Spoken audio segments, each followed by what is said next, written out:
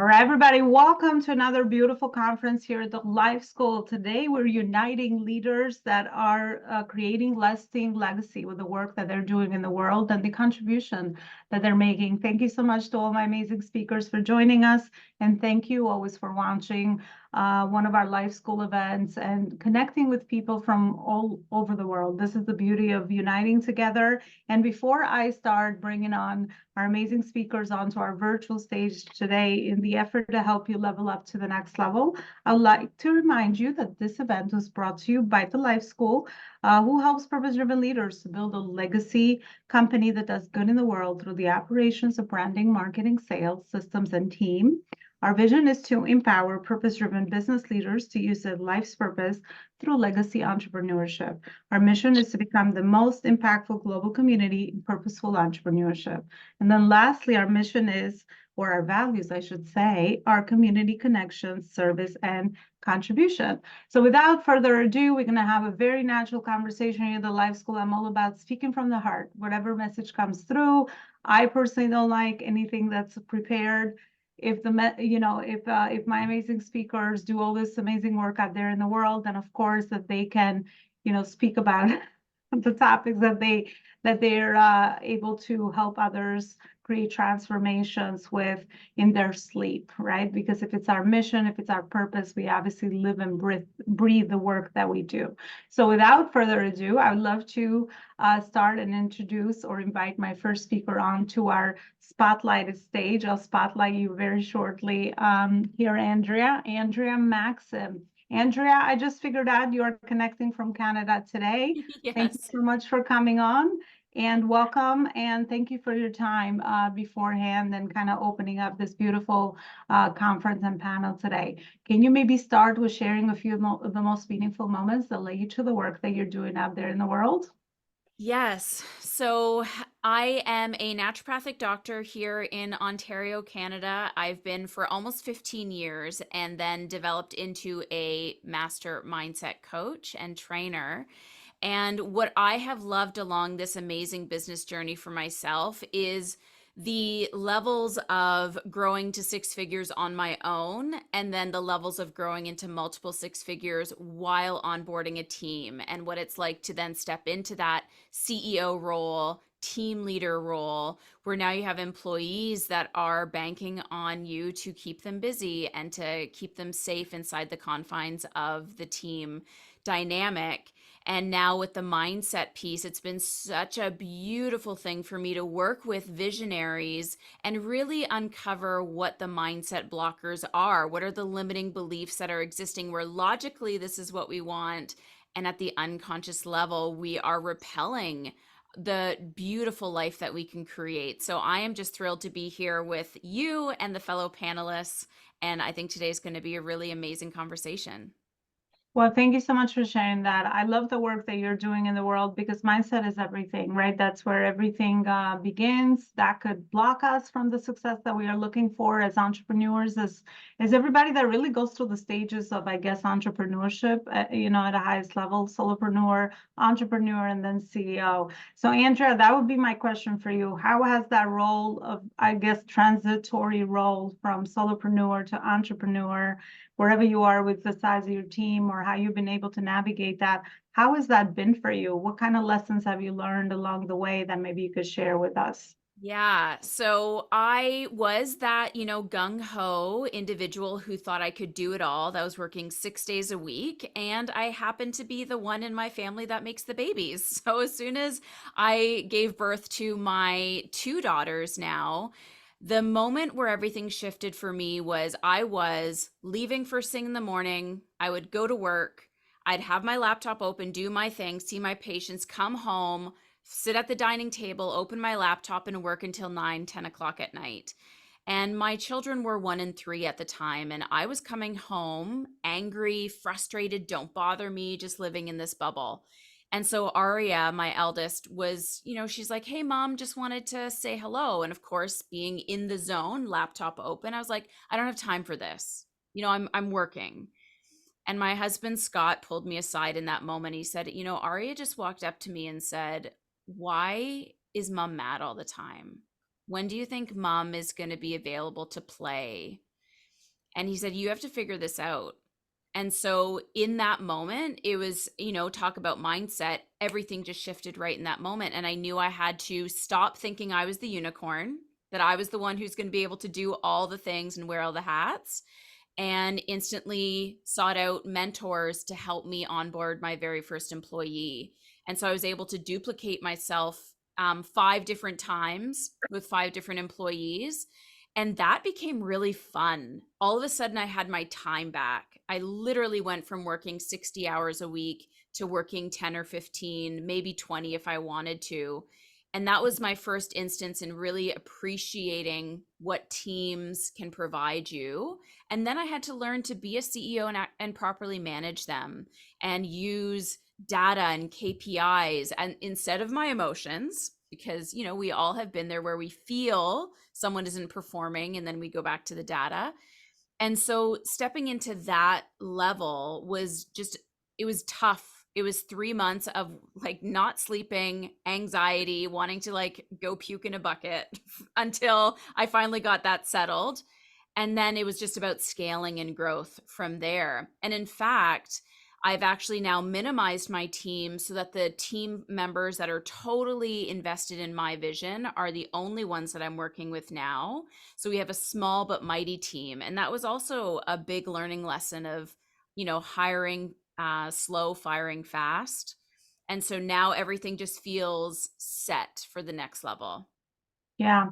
Andrea, I love, I mean, I wrote a few things down based on your journey and your story, but I think it's so, it's very common, especially, I mean, whatever level and stage of phase of scaling our companies that we might be into, for people that maybe are trying to figure out their first couple of hires. I also kind of intuitively follow the same approach where I kind of just like, if I could just clone myself, if I can just delegate a lot of the things where I don't have to front face, right, with my brand, that's where we can begin. And it's so necessary to be able to do that because we know that things add up very fast as we grow and scale, and we can be split in so many different directions. So at every phase of the journey of the scaling, whether it's been a system that we implement or a team member that we need to bring on board, it's always been that process of like taking control and inventory control of all the tasks and things that are repeatable so that we can delegate those out to somebody else. And it's definitely so needed for the sanity of the entrepreneur and the CEO, because I think that also holds a lot of people back from scaling maybe to the next level of growth, whatever that means for everybody, whether it's a revenue or business model or team or culture or new markets or current markets, right? As we grow into those next levels, it's important to understand that we do have to take a few steps back to assess that and strategically plan for who is it that we need to hire. Andrea, based on your specific methodology of your master mindset framework that you mentioned with us, what are some of those things that you share with your clients, which are repeated patterns that you see in the day-to-day work that you do, that you can also share with us today? Yeah. So when I'm working with a one on one client in the context of mindset, and that's either around career or business or money or even all three, what we're really looking for is to step out of the logical, conscious awareness of what obviously we want. And I ask a question very direct but very quick of what's important to you about money or what's important to you about career. And when we do things fast and when I have my clients fully in their own body, it's amazing how quickly the values that are actual repellents from success start to show up. And depending on the order they're in, that's where we're driving ourselves. So, we're very consciously aware or have heard of core values. And a lot of companies will have core tenets or values that their companies run on. But we're now talking about at the unconscious level, what are the values that are running because there's some sort of imbalance or there's a pattern that has yet to be healed. So just to give an example around when I ask a CEO, what's important to you about money? And the first two words are safety and security. Well, in the context of wealth building, you're actually repelling money from coming into your world if that's what your driver is. And the patterns will often be, I don't want to invest, I don't want to spend, I don't want to hire. That money is like mine. It's kind of like my precious. Or they'll notice a pattern of money coming in and it quickly goes out again. So here's where we can really start looking at what are the patterns that are happening in or out of your awareness, and then take a pause, and even in a 1 hour session say, okay, what's really going on behind the curtain? And this is what's driving everything, successes, failures. And we know where it's just like, okay, every March I'm in the same place, or every time I hire someone I end up having to fire them. Well, what's really going on here? Do you actually want to lean into the success, or is there something going on in the background that is literally blocking your ability to grow? And once we identify those things, it's like pulling a thread, and that thread is now gone from your neurology, and things just open up. Even the ability to see new resources opens up, because when we're in survival mode in any capacity of our life, this is, our blinders are up. We're not able to see what we could actually achieve, what other opportunities are dropping into our world. So that's a very high level snippet of how I like to engage with clients. Well, I love that you mentioned so many important pieces of your framework, and it sounds like your work is also transformatory, especially with the wealth building piece, as we generate enough cash flow and income in our companies. Understanding what's important to us, value-wise or value-driven, it's also going to determine a lot of the investments that we make, so that we start to scale that income and remove ourselves from a lot of the operations of the day-to-day systems of our company, because that's what I've seen also firsthand with my work in helping companies scale to legacy status, or be able to remove the business owner, the CEO from the company. It's important to realign with those investments and really connect that to the bigger vision and mission of their personal lives, and also the company vision and mission as well. It's always this beautiful harmony that the more, the clearer the leader is, obviously, the more that they can make intentional investments for their companies and for their health and overall mindset and personal life as well. Because I'm also big on, holistic approach to life. I mean, we're not only entrepreneurs, we're also moms, we're also partners, we're also have friends and all of that. So all the areas of our lives are equally important. Andrea, I would love to thank you for sharing what you just did. Beautiful work and beautiful service that you are putting out there in the world and contributing. Stay tuned. I'll come back to you at the end for more information. Also, where is it that we can further continue this conversation? Because these spaces are great. I mean, I love to put together spaces where we all just speak from the heart. And thank you for doing that, by the way. And I could tell that this is your vocation, your purpose, because then we can really start to build those meaningful relationships and connect with other people. Because at the end of the day, I feel like leadership, especially the way that we know it today, conscious leadership, is all about collaboration and uniting and putting together our resources in our life and personal professional experiences, so that we could figure out how to partner, how to support one another, and all the amazing things that happen when we nurture relationships. So thank you again for everything that you're doing, and thank you for sharing what you just did. Absolutely. Beautiful. I would love to go to my next speaker today, Keith Robinson, in this intimate room here in our conference. Keith, thank you so much for coming on, and looking forward to getting to know you a little bit better. Can you share a few of the most meaningful moments that led you to the work that you're doing out there today? Yeah, sure. We only connected the other day on LinkedIn, and now this has happened. So it's gas the way things work. So the journey for me happened, I suppose, nearly 16 years ago, because somebody said to me, you know that it's going to be possible to reverse heart disease shortly. And Mr. Skeptical decided I should look into that, because there's probably something wrong with that information, I thought. So what I did was I had my own cardiovascular system analyzed, and I was 46 at the time. My vascular age was showing up to be a 40-year-old, 6 years better than my birth cert. I wasn't too badly. I was happy with that, like. And 90 days later, after following a protocol, my vascular age actually dropped down to 22. And then a couple of months after that, I had it checked again, and I had actually come down to a teenager.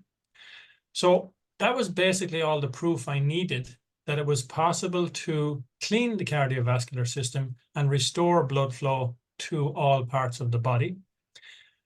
If you add another part to that puzzle, and if you bear in mind that the level of nutrition in the food that we consume on a daily basis is getting more diminished all the time. So if you ate a plate of salad 50 years ago, you'd have to sit down and eat 47 plates of salad today to get the same level of nutrition.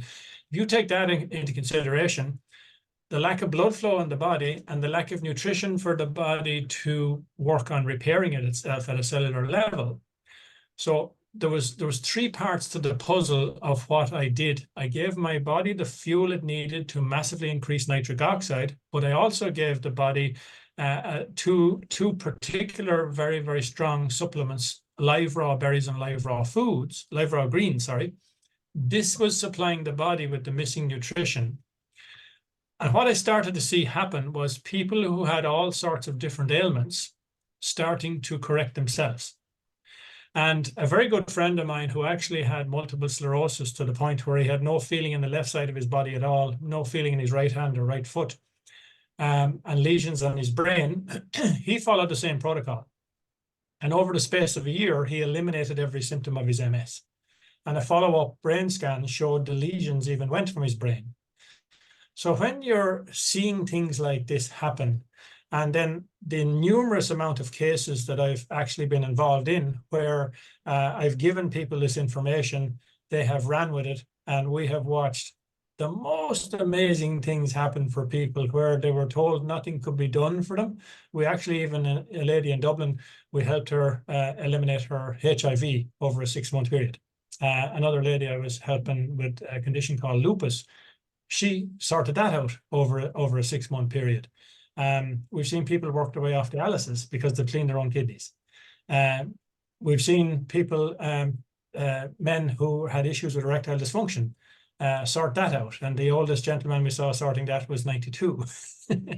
We've seen people who were told they need hip replacements, gone back 3 months later and told they no longer need a hip replacement, and they were now pain-free because the blood flow went back into the joints and it repaired itself. We've had people who, one lady had a stroke. 5 years she was in bed with no feeling on one side of her body. 5 weeks following this protocol, she was getting back to feeling in the dead side of her body. And the guy was told he needed a triple bypass. He went back 3 months later and told he no longer needed the bypass. And I mean, the cases go on forever and ever. And you know, it excites me every time when you know you have had a part to play in that by sharing the information and guiding it. Yeah. Wow. I mean, those sounds like amazing transformation stories and people that, you know, you've been able to impact with this. Have you created a service or a product? What is the container that, how do you actually help those, you know, those stories that you shared create this amazing transformation? So what I do is I share the information. I generally do a one-to-one Zoom with them so that they have the education on what the problem is. So I come across somebody who has maybe high blood pressure or high cholesterol, and this is what they want to correct. So I have them understand that the reason they have high blood pressure is there's blood flow not getting somewhere in the body, and the body keeps asking the heart to rise in pressure until it gets satisfied with blood supply. But then they have to realize that medications don't fix that actual problem. They only hide the symptom. So your body's asking for more blood pressure and the medication is telling your heart not to rise in pressure. So what you're doing is you're actually creating a time bomb waiting to go off. So I want people to understand what is happening before they start working on a problem. And just to give you an idea how fast things can happen, a surgeon actually contacted me one day and asked me to help his brother get off medication. So we worked together. I guided his brother on what to do, and then he took his own BP and sent the figures to his brother on WhatsApp every day. 6 weeks he was off all his medications because he had fixed the original problem. But so I share the information on Zoom. I support them through that, but I don't charge people for that. if they'll need to access extremely high quality raw food supplementation to fuel the body to do this. So they will access that through my replicated website, and I get paid on that. And I'm happy to do that. It's enough for people to put their investment into their health. I don't want to be screwing them all together. You know, Right, and right. Especially if you believe in this mission and it truly helps people. Yeah, I mean, it seems like I asked that also because then we also can understand the different ways that we can help and support one another and support you with the mission as well. So, Keith, thank you so much for sharing beautiful work that you're doing out there in the world as well. thank you. All right, I'd love to say hi to Tiffany Rosenbaum. I hope I'm not butchering your last name, Tiffany. Welcome. Oh, you have an issue with the audio? We can't really hear you too clear. You can hear me? Okay, it seems better now. Yes. Okay. All right. Tiffany, would you like to share a few of the most meaningful moments that led you to the work that you're doing out there as well? Yes. So I have built multiple multi-million-dollar companies. And as I was doing it, I realized each level in a company, you have to break through a different mindset. And when I did this, I realized what I truly wanted to do is help other people build multi-million-dollar companies so that they can build generational wealth for generations to come. Because where I started on food storage. I couldn't provide for my son. I remember walking into the kitchen going, I have no clue how I'm going to feed my child. I didn't turn on AC or heat that year. My fridge was unplugged, and a lot of blood, sweat, and tears. But I realized my back's up against the wall, and I'm going to start building companies because, and I didn't know where to start, but I knew that I had a relationship with someone that told me that they were talking about real estate one day, and I started building that company. And it took me about a year to get off food storage, but then I started building another company. I realized I loved doing this so much, but each solo entrepreneur, they create a job for themselves. That's 9 times out of 10, that's what happens. They get into the day-to-day. They go, oh, I can do this, and I can do it the best. The problem is then they create a job. They don't create a company. So then I started to go into companies and go, okay, look, let me show you how to build a team. And 9 times out of 10, the response you get is, I don't have the funds to build a team. So I researched ways to make it, and I did it in my own companies. I hire around the world. So my average employee actually makes $9 to $10 an hour. My operation assistant managers make $9 to $10 an hour. They come from big companies of PlayStation, these huge companies, and they did exactly what I wanted them to do. And they came into my companies. And I realized I could help other people do this. So, but the number one thing that has to happen is a mindset shift, because 9 times out of 10, the owner of the company struggles to let go of those reins. They want to hold on to it. And the problem with that is we're holding a noose around our own necks, and we kill the company before it ever starts because we create a job instead of actually breathing life into our companies. And so as owners, they have to realize you got to step back and breathe life into the company to create companies that actually can do generational wealth. And that's the only way to do it. Oh gosh, Tiffany, you're speaking my language, and I think, yeah, we unite in the mission of helping people create general wealth and leave a legacy behind, and be able to build self-led companies. But I think you're touching on a very important point with team, because everyone that I talk to, even the companies I also serve, is the HR, which is where they lack the most resources, entrepreneurs and CEOs, right? It's like, well, I can't find the right people. You know, where am I finding the right people, especially in today's world, which is so competitive, and the world is global. Someone has more option, talent, talent, somebody with skills and talent has many more options. It's an open world. So a lot of the times companies stay small intentionally or subconsciously, or, maybe consciously, because they've tried so many things, and they're like, well, I guess I'm not meant to have that person. So they kind of just live with that. So I love that you mentioned that. in order for you in your journey to be able to be building a lot of these different companies, you obviously understand how to do that. So what are some lessons that you could share with others around the mindset shift to hire the right talent, to nurture the right talent, and also the piece of the how do we build multiple companies? I don't know if you build those at the same time, or how has your journey been around the HR piece and then just building multiple companies in your personal experience? That's a lot of questions, so I'm going to try to hit on all of them. If I miss something, just tell me what I missed. But when I started, like I said, I was on food storage, and so I started as an investor in real estate, and I realized there was a company to be had to teach people how to invest. And at first, guess what? I created a dang job for myself. That's exactly what happened. I lived exactly what I'm preaching now not to do. And as I researched, because I realized real quick, this isn't what I wanted. So I researched Amazon. I researched Google. I researched all the big companies, because guess what? They started small one day too. They started where we were at. They started in their garage. Apple started in his garage. That's exactly where he started. But he had the mindset to grab the best talent and overpay them to make sure that they stayed and they felt valued. Hmm.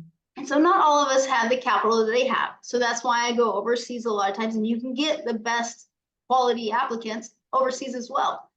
And so as I research these companies, I realized a big part, and any entrepreneur that gets big enough, they realize the only way they get bigger is their team. There is not one entrepreneur that will stand out there and say, I did it by myself. No, it's the team behind them. And entrepreneurs a lot of times have to step back and realize it is the team. Usually when entrepreneurs come into the game, they say they're the best and they want to do it themselves. There has to be a mindset shift in the entrepreneur to realize that the team is the only way to grow past the $100 million mark, the $200 million mark, or even if they're fighting with $1 million or $5 million. You're not getting into that ballpark until you start building a true dedicated team that has your same vision. And to only do that is where the owner or the entrepreneur realizes that their team is 100% the most important thing to them, because they won't get where they want to be without them. And you talked about HR. HR is a huge thing. And you can hire fractional HRs if you do. ADP is a company that offers half HR. I have a controller that also represents my HR teams. But it starts very small. I remember when I couldn't hire HR, and I was like, I had mentors. I was like, hey, what do you do in this situation? I call lawyers, and I didn't have them on speed dial, but I figure out how to do that. Because when you are small, no, you can't hire the team of 100 people to make sure you have all the information. But there are mentors out there, and there are information out there to get you where you need to be.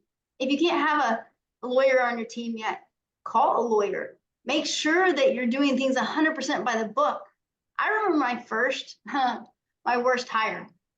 It was in my accounting department. And it was the worst hire I have ever made. And to this day, I cringe and I double over when I think about that person. Because that person literally did want to take my company under. I found out later. And I realized I didn't have my KPIs down packed. I didn't have my auditing team that I have now. But I realized something was going on. And I had someone on my team, though, that did have my back and came to me and gave me all the data. And I was able to fire the individual.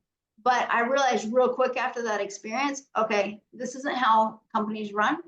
I need to research the big companies. I need to have an auditing team, a controller. I need things in place to make sure that I don't continue to screw up and I turn around and start building these companies to the millions that I want them to become, instead of the small little bitty company. Like, some people do want to stay small, but 9 times into 10, when I talk to that person and I really dive in deep, there's a fear behind them that keeps them small. There's a mindset shift behind them that keeps them small, that they don't want to break through because they're scared they're going to screw up. Or what happens if I screw up big enough, I lose it? And that's the mindset shift that has to stop and has to change to be able to get to that next level. And there are ways to not make so many mistakes. There are multiple ways to do it. And mentors, coaches, things like that is what helps you get to the next level with less mistakes. Doesn't mean there's not going to be failure. There's going to be failures. There's going to be bad hires. There's going to be issues, but it's learning from them and growing from them. Yeah, Tiffany, powerful work and obviously a lot of experience under your belt as well. So appreciate you sharing your knowledge and expertise with us. And that's why I also created a life school, because to me, we learn so much from each other's experiences. We all have a life journey, right? Personal and professional experience. So if we could share the lessons, the wins, the challenges with each other, you know, you never know who could be needing to hear that here, or whoever's going to listen to this afterwards as well. So powerful stuff. Tiffany, based on your experience with hiring, since we're in this topic, and I have one more question for you, which I think will add a lot of value to everyone here and also the audience. Is there like a certain sequence of hires that you now have seen patterns with the companies that you've built? Like, what is that sequence of who do I hire, when, and what phase and stage of growth in your company? If you can maybe articulate it, if there's something that you could share.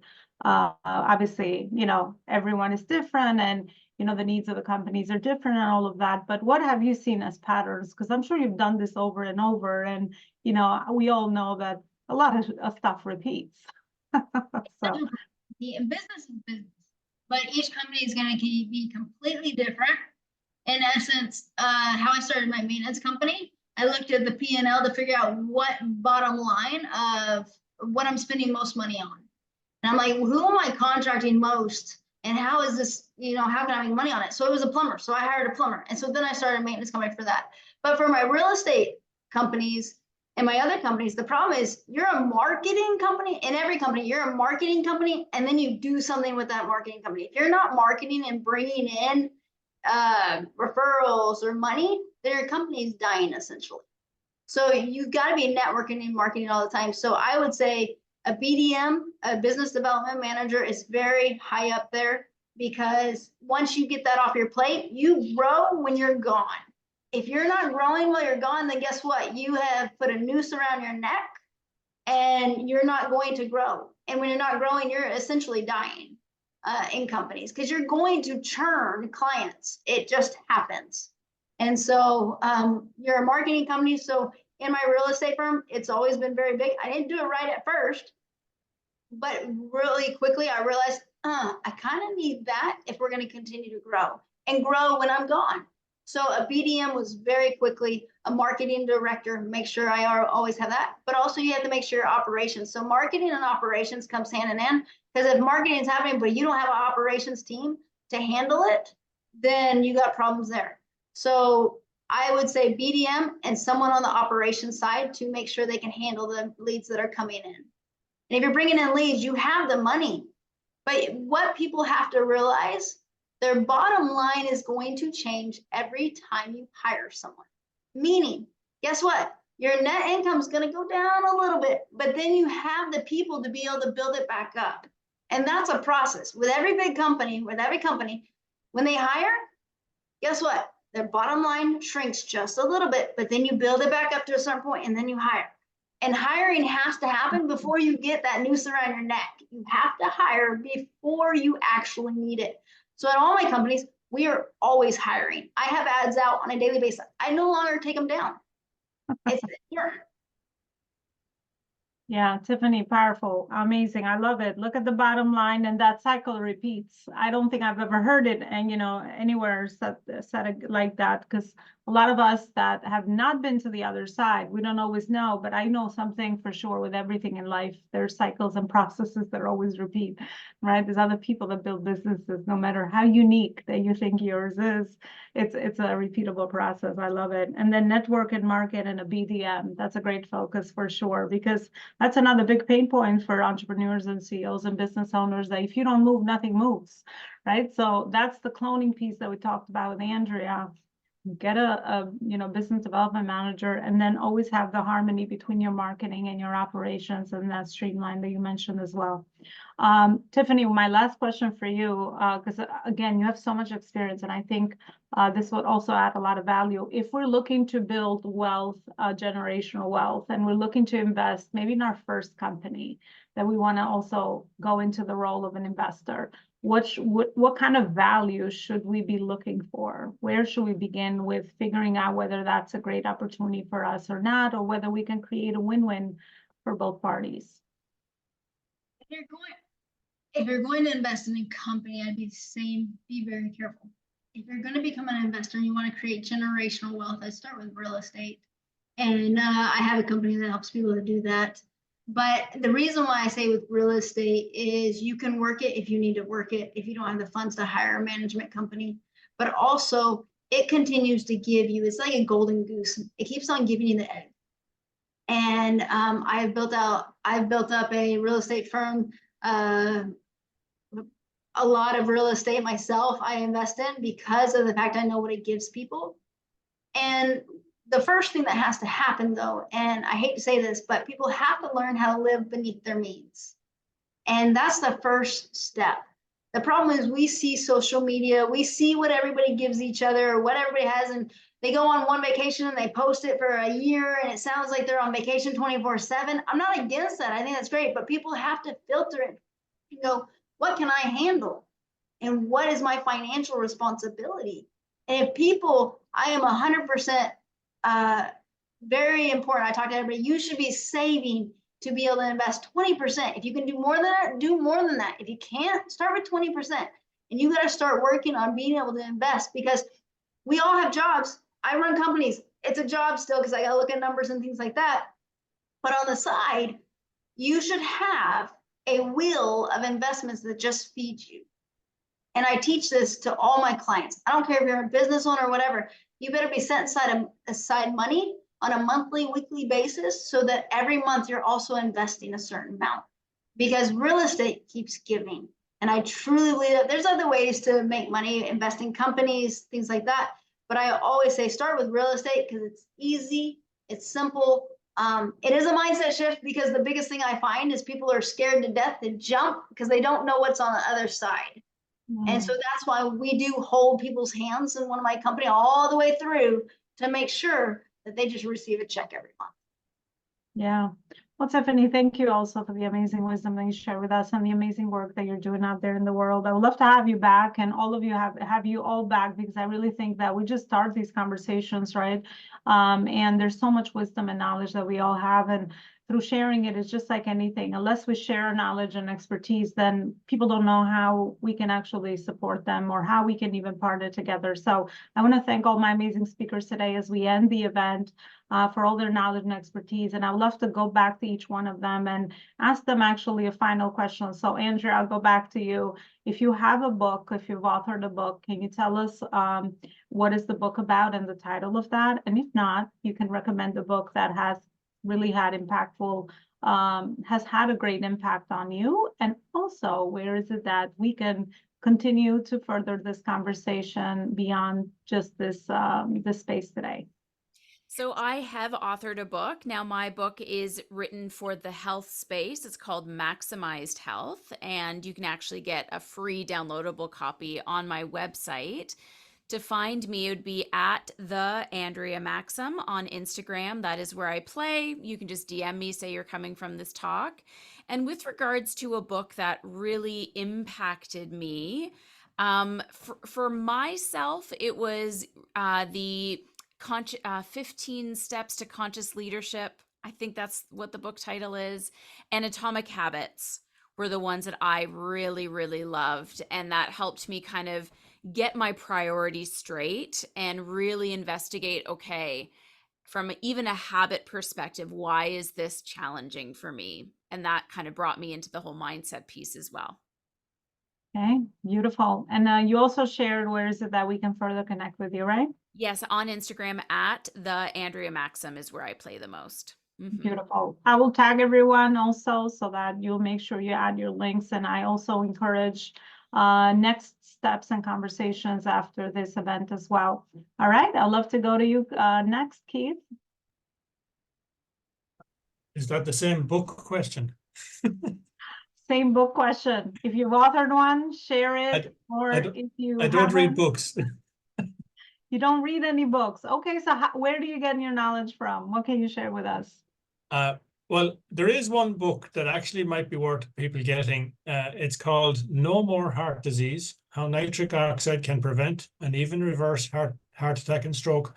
It's by Dr. Louis Ignarro, who won the Nobel Prize for Medicine in 1998 to prove the whole element of what I'm talking about.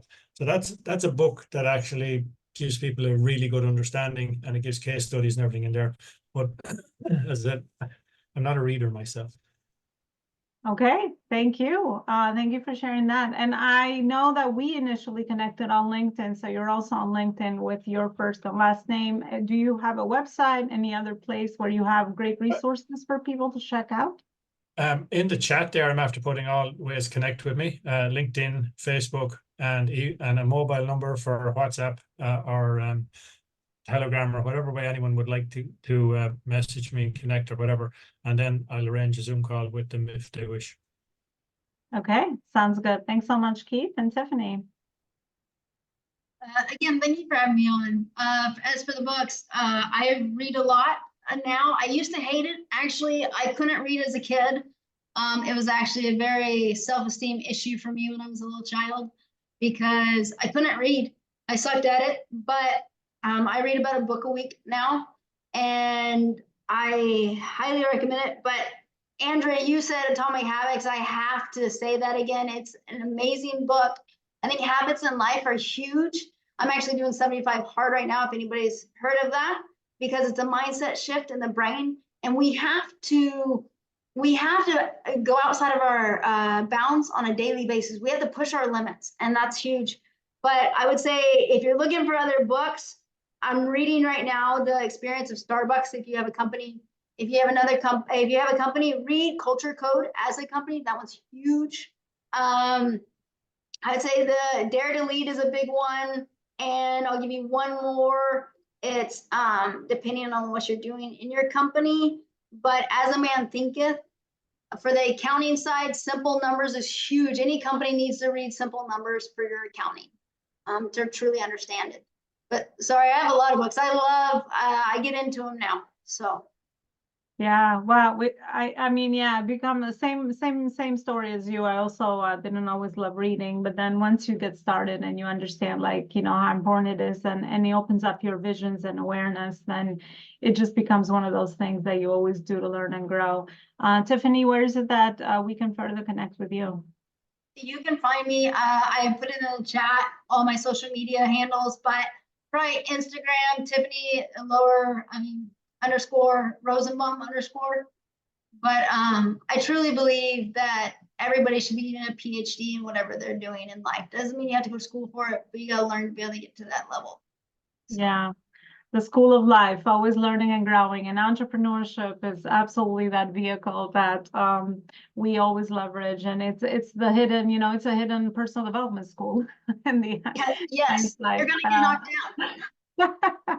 So yeah, well, thank you so much again, everybody, for jumping in today, and I will absolutely connect everyone to one another and tag everybody here wherever you're going to be watching this event. And thank you also for supporting and watching, and we're always looking for speakers, people that can share their story and knowledge and expertise and generally connect with one another, because I really find that the new visibility is absolutely sharing our knowledge and speaking about it, right? It's the only one other form of communication, which is the other one is really writing about it, which is why we read and we're always consuming content.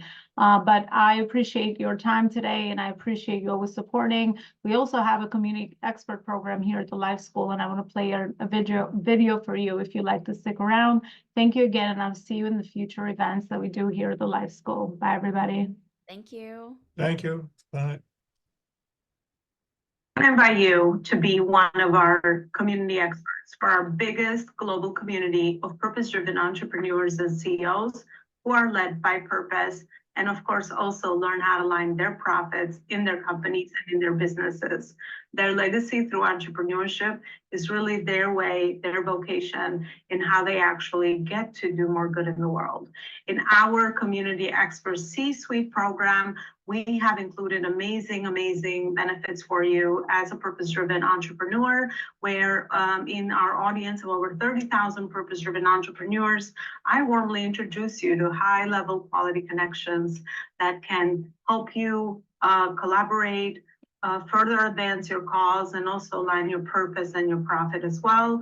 Another benefit for joining our community as a community expert is the connection between the free and also the paid speaking opportunities that we add into our membership every week, so that you get to create magic with you speaking and sharing your message with other audiences as well.